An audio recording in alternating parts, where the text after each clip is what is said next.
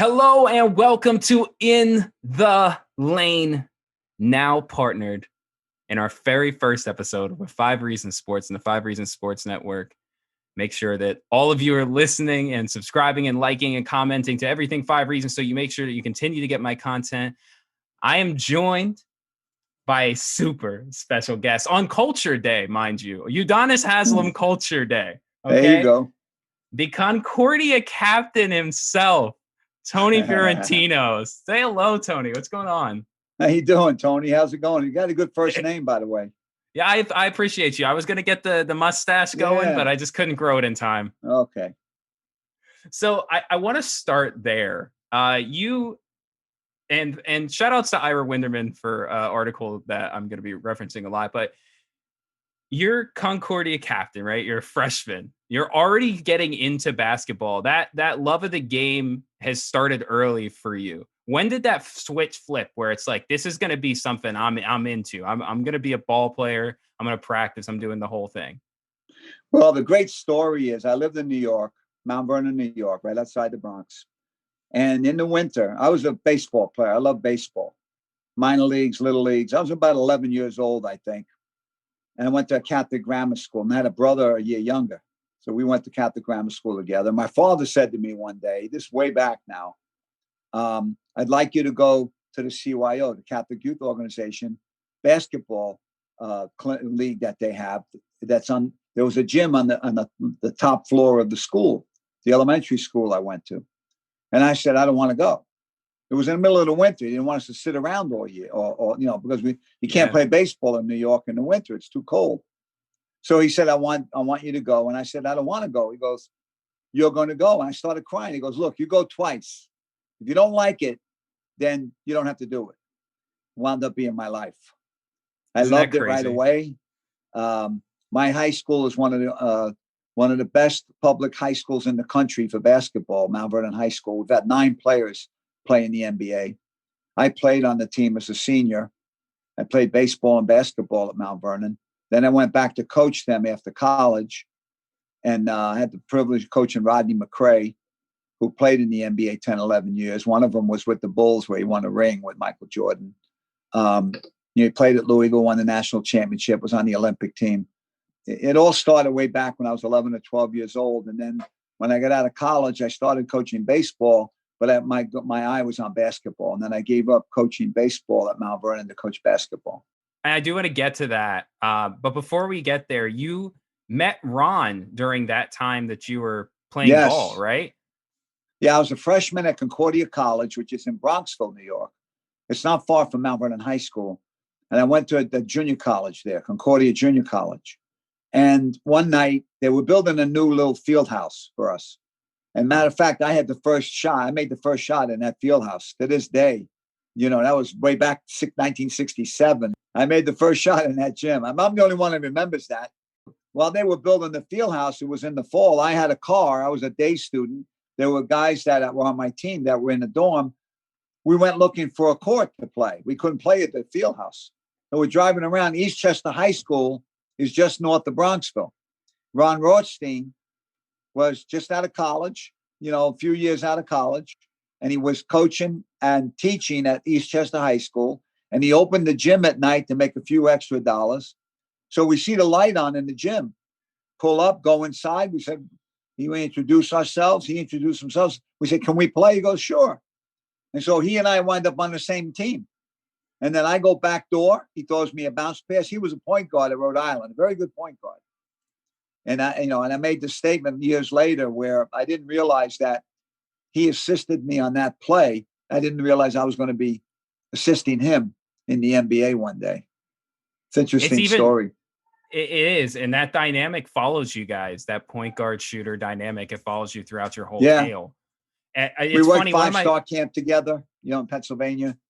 Mm-hmm. When I came back from college to coach, Ron was coaching Eastchester, and we would go to the Howie Garfinkel's 5-star camp, the best camp in the country every year. We went up to Pennsylvania and we worked together in the camp. You guys became such close friends, even though you had to coach against each other. Ron, one of my favorite Ron quotes here about you is he called your time a reign of terror. He was at New Rochelle High School for 2 years. I was the assistant coach. Then he Mm. went back to coach at Eastchester. They're a smaller enrollment school, so we never played each other. Me as a head coach, him as a head coach. I was the assistant. But we had like I said, we had a lot of talent at Mount Vernon. 9 guys for a public high school. 4 square miles is the city of Mount Vernon, and we've had 9 guys play in the NBA. Gus Williams being the best, the Wizard, way back, won a championship. Probably people are now trying to promote him for the Hall of Fame. He had a great career. So Ron and I did compete a little bit against each other, him as a head coach, me as an assistant. And we won a lot of games with me as a head coach. We were pretty good. 182 is the number I have. 182 and 21. Yeah, we won 90%. And you don't do that without talent, without dedicated kids. And I also had the advantage of working 5-star, knowing Ron, knowing UB Brown, Mike Fratello, Chuck Daly, all those guys. I met them all at 5-star camp. I remember when I knew Rick Pitino before he was Rick Pitino, and I met Calipari before he was Calipari, quote. And they all worked the camp. So you take a little bit from everybody. But yeah, our whole program at Mount Vernon was based on defense, which was a lot of the UB Brown stuff. So you have one specific night, though, where Ron has a better team, at least on paper, and you guys are going in as underdogs. And if I got this right, you call him the night before the game to ask him about the thought process of being an underdog? I did. I called him a couple of times. We had played Lincoln High School, which ran the wheel, which was a slowdown game. Mm. And he told me I had to learn what the wheel was before we could defend it. So I went over to see him one day at lunch, and he showed it to me. So he gets an assist on that. And then one time, usually we were ranked 1, 2, 3 in the state. The 8 years that I coached at Mount Vernon, and we were always the team that was supposed to win. And then there was a couple of times when we played where we were the underdog, and we weren't used to doing that. So I wanted to know what the mindset was of a coach approaching his team for being an underdog. And Ron at Eastchester High School, my brother had a great line about Ron's team one year. We were sitting there watching Ron's team play, and he's coaching his butt off. Great coach, down 20 to a bad team. He had bad players at that year. And my brother said, if Patton had Ron's kids in World War II, we'd all be driving Volkswagens. Okay, so, but you could tell Ron could coach, so I knew he understood what it was like to be the underdog, and he helped me prepare for a game. Yeah, and he continues your guys' dynamic, and he what's his pitch? You're getting called to be an assistant, and I don't think you're quite happy with your time coaching the college ranks, but what did he say to you to bring you to the Miami Heat? Well, yeah, I was at Iona College for 2 years, and I wasn't very happy for whatever reason. I was going back to Mount Vernon High School to teach. They were nice enough to keep a position open for me. My assistant coach was the head coach, so I wasn't going to get the team back. Maybe not right away, maybe eventually. And then Ron, in July, I was at 5-star camp in Pittsburgh. Somebody told me, you got a phone call downstairs. This was really before cell phones. Everybody had cell phones. And I get on the phone, and he says, look, would you like to come to Miami with me? And I said, I'll be there yesterday. So, I went upstairs, told Howie Garfinkel, look, I got to go to Miami. I may get the assistant coaching job there. And so I went to Miami, and it worked out. And I'm still here 33 years later. That was 1988. And you're facing a league at that time I think the Lakers are coming off back-to-backs at that point. Yes. You have Pat Riley still in the league, and Michael Jordan on the ascent, Larry Bird. It was interesting because I told Ronnie, I said, look, last 2 years ago, I was trying to win another state championship at Mount Vernon. Now you're telling me we got to figure out a way to stop Larry Bird. Yeah. And he meant that facetiously because nobody stopped Larry Bird, so now trying to win a state championship didn't seem so hard. You try to stop Larry Bird. One of my favorite Bird stories is he would tell his opponent what he was going to do coming down the floor and just do it. He would tell him what he was going to do. What's a great story with Miami was he comes to Miami to play in the late 80s. And the Yankees used to have their training camp in Fort Lauderdale, I think. And Don Mattingly is from Indiana. And Don Mattingly was arguably the best hitter in baseball at that time. So Bird comes to Miami, and somebody says to Larry Bird, Don Mattingly is here, and he wants to meet you. And Larry Bird said, he should want to meet me. So there was that confidence bordering on arrogance, whatever way you want to put it. But he backed it all up, boy. So Larry Bird did. And I'm a big Yankee fan. I wanted to meet Mattingly. So you have guys like that, and you're looking at the league as stacked as it is, and you have a team with, I think, 6 rookies on it. Yeah. What's the real philosophy in the coaching's room? Is it more like, let's go out there, compete hard, and we'll build the team the right way? How was the plan at that initial moment on building a franchise? We came into the league with Charlotte. The following year, Minnesota and Orlando came in '89. So they left 4 teams in the league in 2 years. And our approach was different than Charlotte's. They wanted to win right away. We wanted to build from the bottom up. Louis Chaffel, and Billy Cunningham were running the franchise, the Hall of Famer Billy Cunningham. And they wanted to start from scratch and build the program from there. So you try winning with 6 rookies in the NBA against the likes of a Jordan. And the first year they put us in the Midwest Division. If I recall, we played 3 times in Utah and Salt Lake City, 3 times in Denver. We were in that Midwest Division, and we were on the West Coast like 5-6 times. Usually you go 3 times to play in California and Portland. It was Seattle had a franchise at the time. It's now Oklahoma City. We flew more miles that year, and me as the second assistant, I also scouted some games. So here I was traveling a little bit on my own while the team was traveling on the West Coast to stay 1 game ahead of them sometimes. Got a great story about that too. David Letterman used to make fun of the Heat. He had a skit going about the Miami Heat because we lost our first 17 games. Yeah, that year. And we almost won the second game of the year in Dallas when they had a real good team. After that, we couldn't win. And so we won we beat the Clippers, stopped the 17-game losing streak. We Ron Rothstein had like a cult following in Iowa somewhere, a fan club that was rooting for us, right? So I had to go to Phoenix to scout the Suns while the team went on and played somewhere else that night. And that night I'm watching David Letterman, and he comes on and he says, "Oh, by the way, the Heat won last night, and David Stern has ordered drug tests for both teams." Mocking that and we won by 1. Norm Nixon missed a jump shot at the buzzer. So that was Ron Rothstein's first win as a head coach in the NBA after losing 17 in a row. Well, so, you built on it. Yes, you made some great. You bring in a lot of guys along the way, the Bimbo Coles, the Tim Hardaways, the Alonzos. Well, later on, yeah.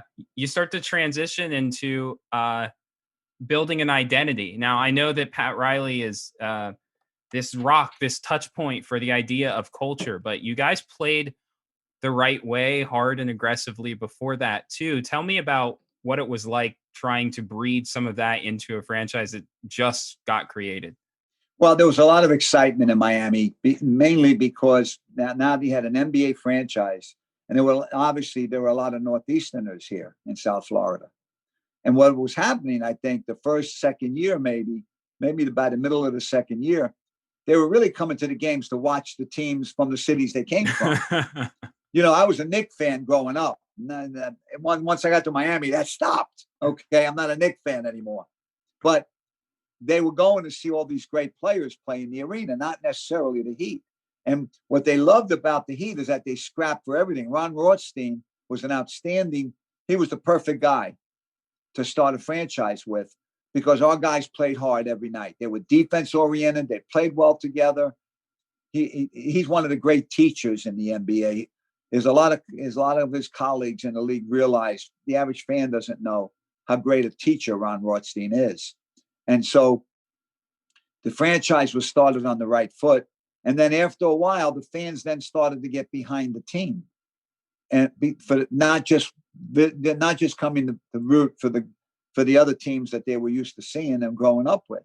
There's one great story about it where we played Portland and we lost, and they had a ton of free throws and we had very few. And Ron finally exploded and got mad at the officials and got a tech.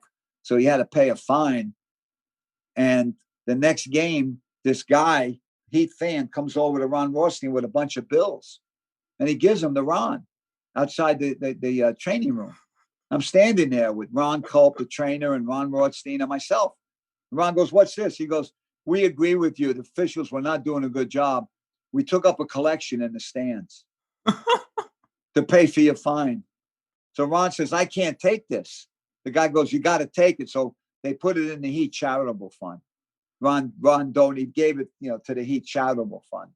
But That's it's a great incredible story where the fans now were really behind the team and rooting for Ron Rothstein. I hear how much passion you have just talking about Ron, and this is someone who was best man at your wedding. Yes, and you were at his son's bar mitzvah. How's your relationship now? I mean, you guys have a little more distance than you had when you were assistant coach. No, it's cool. You know what? He's like an older brother. I'm the oldest one in my family. I have two brothers. I have one is passed, but I had two brothers and a sister, and I'm the oldest. Ron's like an older brother to me. We're like family, and I go over his house every Christmas for a Christmas dinner. So I'm really, his kids call me uncle. Okay. His grandkids call me uncle. Right. So we have a great relationship. And I like the fact that he's reinvented himself on that halftime and post game show that he does with Jason Jackson. He's great on that show. Heat fans, you're really missing out if you don't watch the halftime and post game show, because Ron breaks down plays and shows you the play from a coaching perspective. Fans, I'm telling you, fans, no way fans can know this stuff, what Ron's giving them, because it's brilliant stuff about how this play evolved and why this play worked, why it didn't work. And it's just brilliant stuff. You don't think sometimes he gets a little abusive with his producer? Sometimes he yells, "Stop a little, stop a little aggressive, stop it." No, so it's like it's a timing type thing. That's why he's got to do that. And then, for sure. He means it cool. He means it good heartedly. That's how they take it. It's the way he means it. So you're starting to win games now as a coach. All right. We've at this point, we're bringing Alonzo Mourning to the Heat. What's happening now inside the rooms? What's the thought process? How are we going to start to change to make this team a playoff team and possibly compete for a championship? There's 1 year where that could have happened, but possibly push for a championship. What are we doing differently now? Well, Mickey Harrison did the right thing when he took over sole ownership of the team and running of the team after 7 years, and he hired Pat Riley, the best guy in the business. Yeah, and he gave him free reign. You're the president of the team. He puts the team together. He's not just coaching the team. He's also getting the players to come. And the first thing he did right away, I was very appreciative because he kept me on his staff. I was an assistant coach for 7 years. Pat Riley comes. I know him. He doesn't know me. He was nice enough to keep me on the staff as an assistant.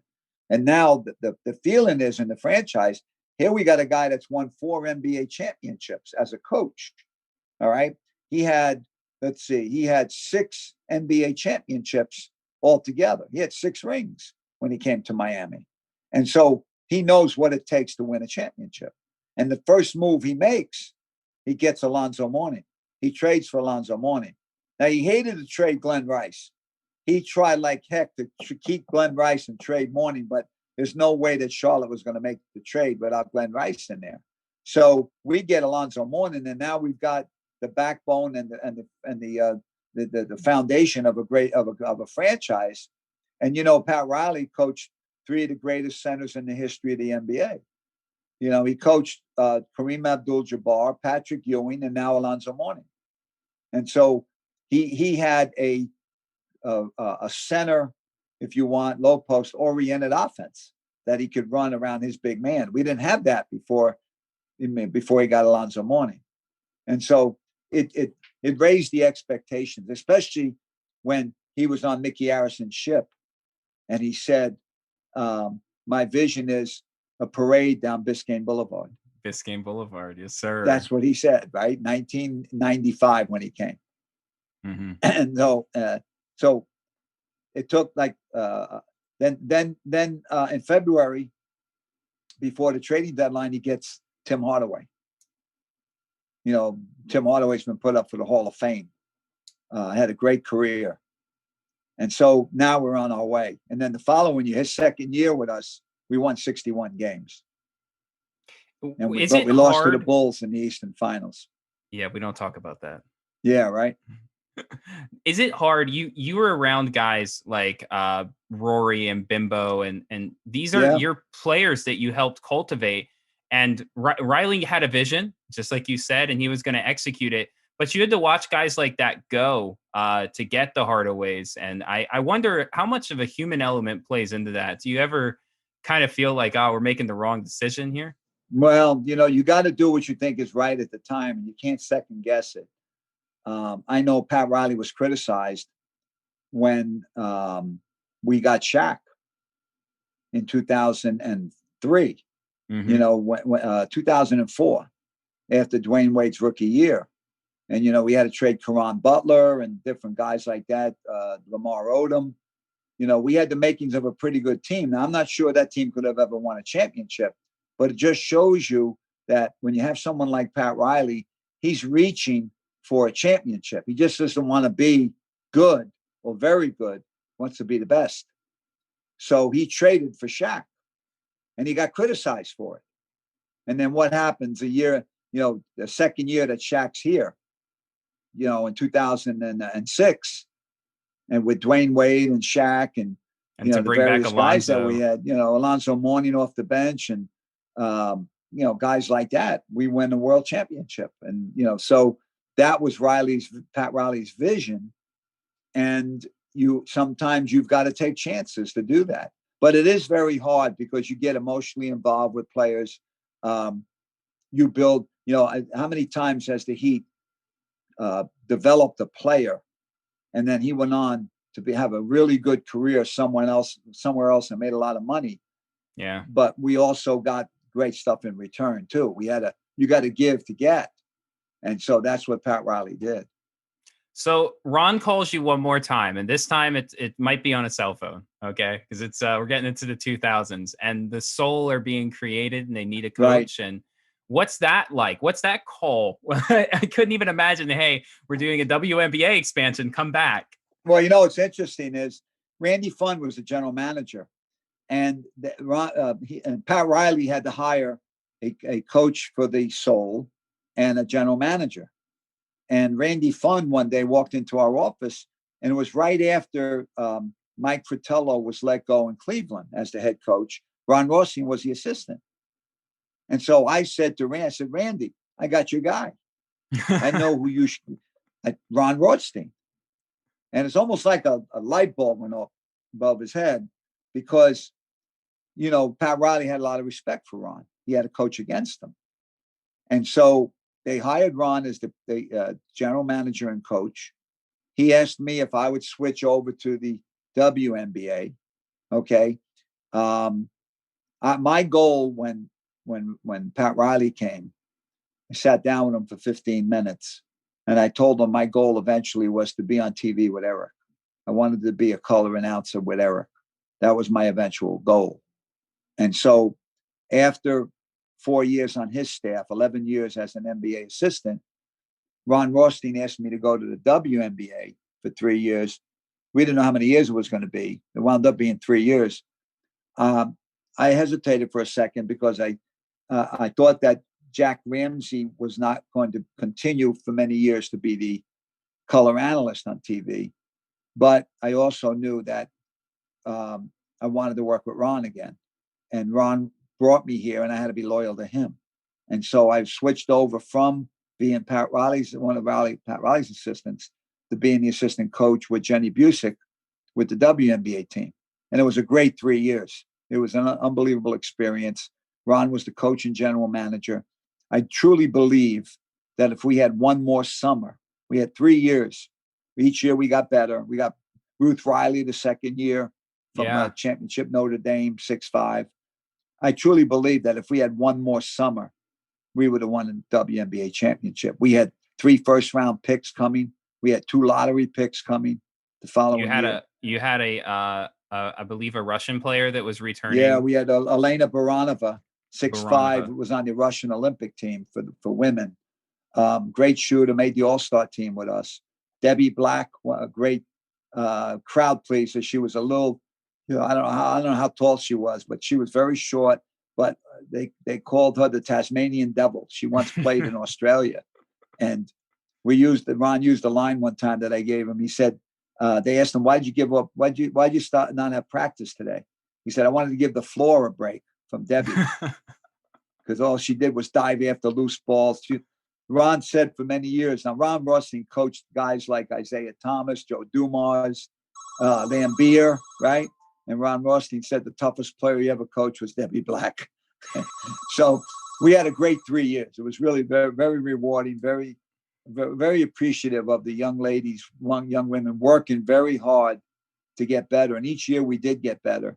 And we would have really had a great shot of winning WNBA championship if we had that 4th year. Yeah, and it's funny how much politics and positioning and money play into the WNBA, almost a little bit more than the actual NBA. As we look around this year, you see teams having to make decisions between 3, 4, 5 players for one single roster spot. The E word gets thrown around a lot, the expansion word. Do you see it even as a possibility now in the current climate and how Miami is industrialized that that's something that could return? I don't know. It does come down to, does it make money? You know? And I think this is true. We didn't have any corporate sponsorship that the Miami sold. It's true. Yeah. Yeah. And so that, in pro sports, I don't think you can exist without that. Wherever it is, in any city, any sport, you got to have that corporate sponsorship. And so I think we were in the middle of the pack with fans. We averaged about 9,000 fans a game, which is pretty good. We were right in the middle of the pack with 16 teams as far as attendance, I think. And we made the playoffs and all of that. But we were ready to take off, and then they disbanded the team. So that was unfortunate. So you're there, you're making what decisions in your mind? So the Soul disbanded. You're calling the Heat again? Are you thinking about going back to New York? Well, the Heat owned the Soul. Right. So the Heat was owned by the Soul. So I was technically still working for the Heat. And so there was like a winter there when the Soul went bye-bye. And then we were in the middle of an NBA season when that happened. That season went by. And then I became the radio color analyst with Mike Inglis as a backup to Mike Fratello, who was also working with TNT. So Mike couldn't make all of the TV games. So I was scheduled, I think I did about 28, 29 games that first year. Then the second year, Hubie Brown resigns as the coach, retires from coaching the Memphis Grizzlies in November when the season started. And he recommends Mike Fratello to them. They hire Mike Fratello. So I moved into his seat on TV. And then I was with Eric for 15 years. Yeah, and the rest is history at that point. It worked out. Yeah, it worked out. What was it about color analyzing and being on radio or being on broadcast that drew you like a moth to a flame? Well, when I was a high school coach in New York, in Mount Vernon, we played in the tournament every year, the postseason.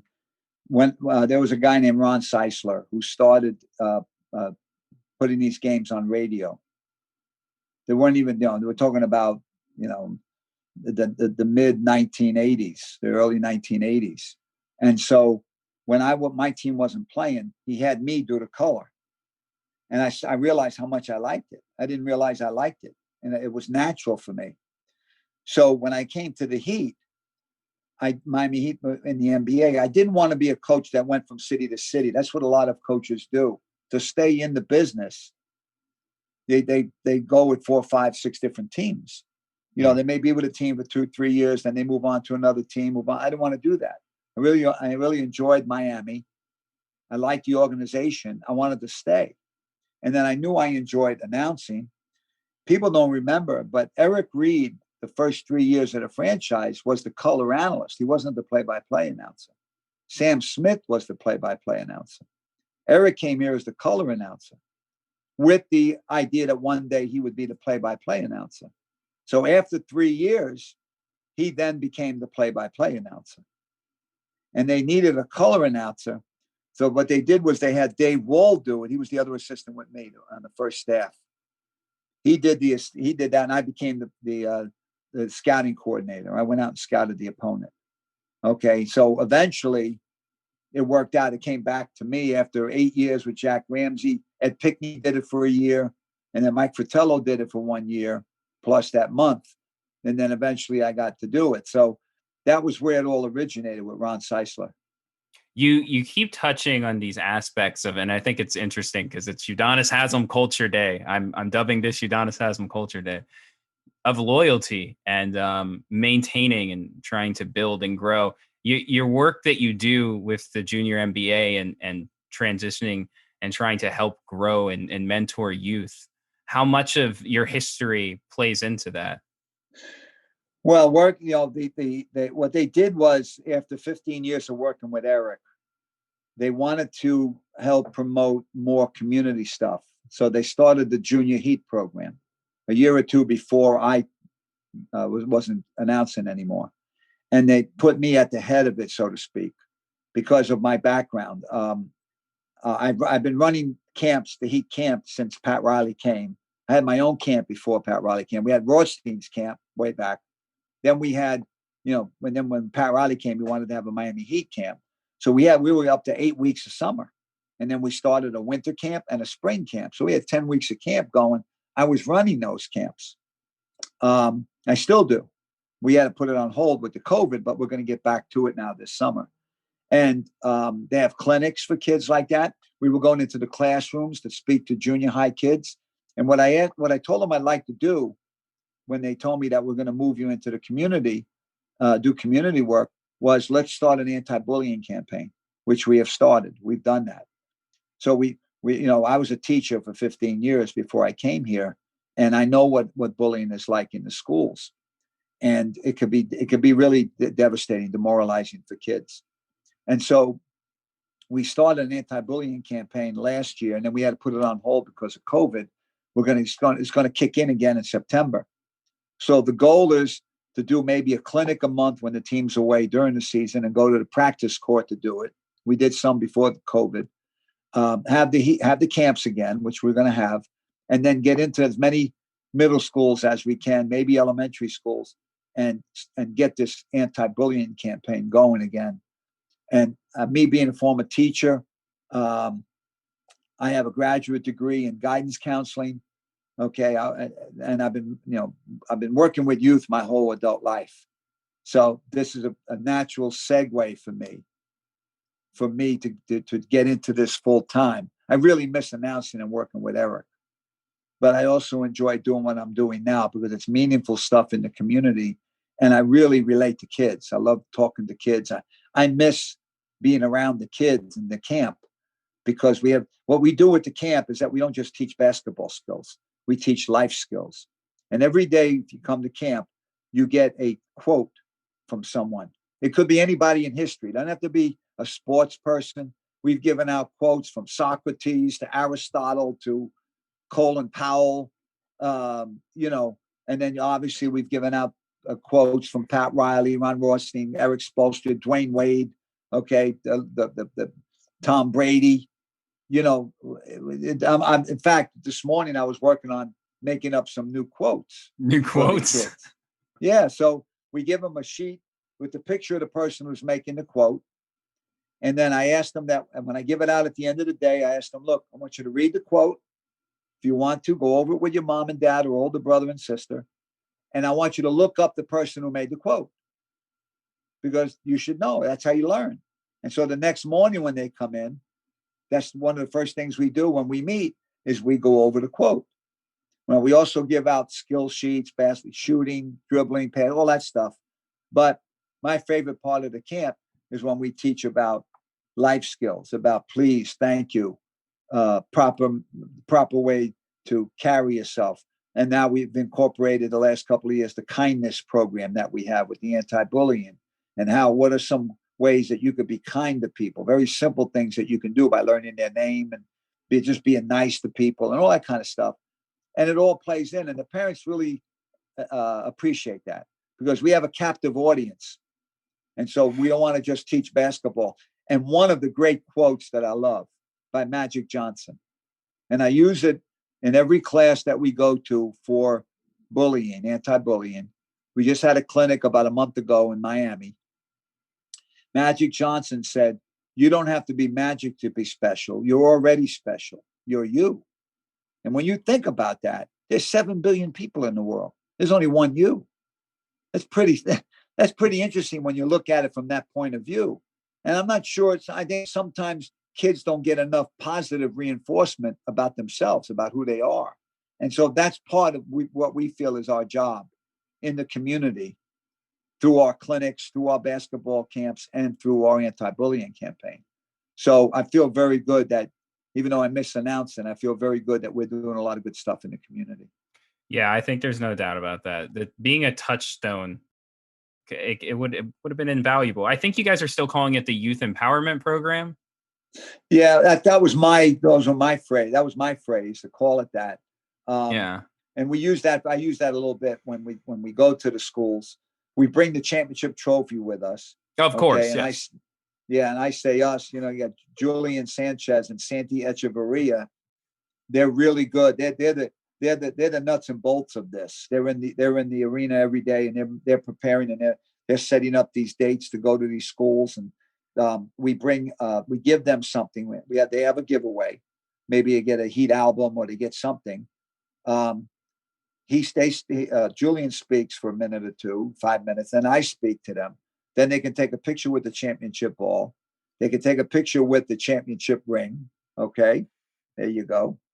And so we try, and the Miami Heat obviously is a big name in the community. There's a lot of Heat fans out there, especially. That's why I'm anxious to get back into the classrooms, because especially after being in the finals last year. Yeah, a lot of Dwayne growth. Wade retired.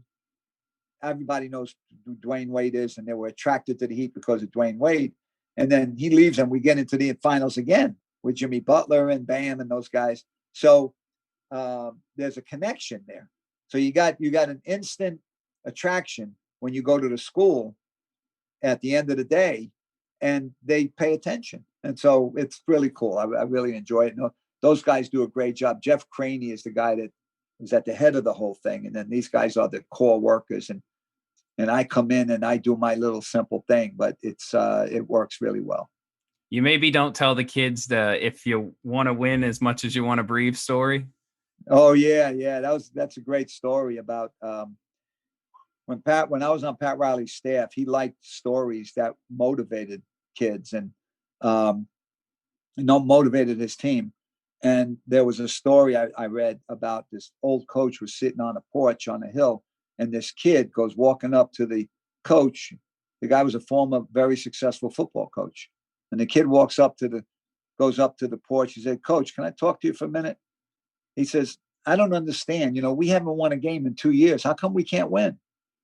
And he said, "Come with me." And he took him down to the lake. He said, "Kneel down." Kid knelt down. He put the kid's head under the water. And he kept it there, and he kept it there, and finally he lifted it up. And the kid goes, "When you want to win as badly as you wanted that breath of fresh air, that's when you'll win." Well, don't you know, that year of the lockout, it was a year of the lockout where we had to play. It was 2000. It was 1998, 99, and we had to play. They brought back 3 nights in a row we had to play. They did away with it for a while. Now they brought it back for that 1 year to make up the games, because we started late. So we won the first 2 games. Now we're in Detroit playing 3 nights in a row. Pat Riley tells them that story. So we go out and we beat Detroit 3 nights in a row. We win the 3rd game. We come back into the locker room. Tim Hardaway's got his foot in the bucket. He's icing his ankle. Pat Riley says to him, "Remember the story about the bucket?" And the guy about the kid in the lake. He goes, "Yeah." He goes, "Tim, put your head in the bucket." Tim goes, "I'm not putting my head in that bucket." Zoe, Alonzo Mourning, "Put your head in." I'm not. Pat Riley kneels down and he puts his head in the bucket. And here you got 12 players, 14 players, whatever. You got coaches in their suits. You got a couple of trainers in there. And we're all just standing there watching Pat Riley with his head in the bucket. And I'm telling you, it took so long, I was getting worried about him. He didn't move. It seemed forever. Then finally he lifts his head up and he pulls his hair back, goes, yeah, of course. Great. Okay. And so that's the bucket story. And then it was, and the guys all started cheering. You know, it was really exciting. It was cool. It was cool stuff. There you got, you know, arguably the greatest coach of all time in any sport, the dapper Pat Riley, and he's all soaking wet because all the water got on his shirt. So it was pretty cool. It was a good moment. But he still spent the time to slick the hair back. He still he had to. He had to go talk to the media. Well, Tony, man, thank you so much for spending this time with me and sharing a couple of stories. It's my pleasure, Tony. I really enjoy it. I want to remind people that I have a website that they may want to go to, notjustbasketball.com. I've got 40 tips on there. Some of them are funny. Some I've got quotes, funny quotes from different people in sports and what have you. But I also have a lot of meaningful things that they can learn. There's some things in there for coaches. I also have an anti-bullying thing in there, anti-bullying page. And I got a ton of pictures. They're going to really enjoy the pictures. You know, I did a verbal thing introduction when you go to it. And in the background is Chris Bosh getting the rebound in Game 6 against San Antonio, getting ready to pass it out to Ray Allen in that right corner for the jumper. You know, so there's a lot of good stuff in the website, not just basketball, all one word.com. And then I got my website, not my website, what am I trying to say? When you can go on Twitter is what I'm trying to say. Okay, you go gotcha, on Tony Heat 3XWC, 3 times world champions. Tony Heat 3XWC. If you want to go on Twitter and follow me on Twitter, it's really, I really enjoy that. You know, Tony's ahead of the curve here with the media game. I didn't even have to tell him to plug. He just started plugging. He knows. I'm also on Facebook, so. You know, it sounds like I know what I'm talking about with all of these different gadgets. But I needed you to get on Zoom today. Are you kidding? We did it, though. We're here. Just like your career, man. We're here. Yep. I appreciate everybody listening. Make sure you like, comment, subscribe. All of it helps me a ton. Follow 5 Reasons Sports Network. There's a lot of great people doing a lot of great work there. Tony, I hope you have a good rest of your day, man. Yeah, anytime, Tony. And maybe people want to see that ring again. That ring one more time. The back-to-back.